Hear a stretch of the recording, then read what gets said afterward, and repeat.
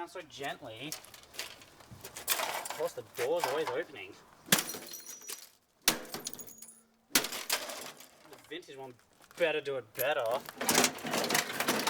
Better perform right.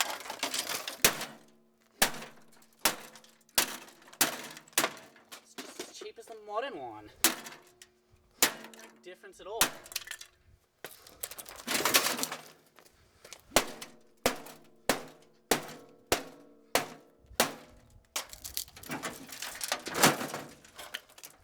Alright, service it.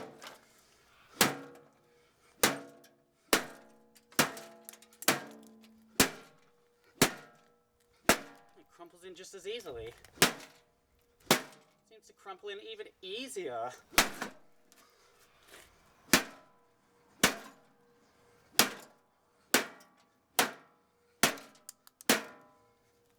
Stupid security.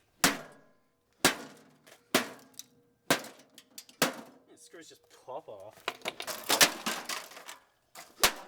Fine, get away. Nothing left to destroy. Just crumple it in a bit and it's done. Oh, the turntable motor, that's the problem. Yeah, another one for the microwave tower.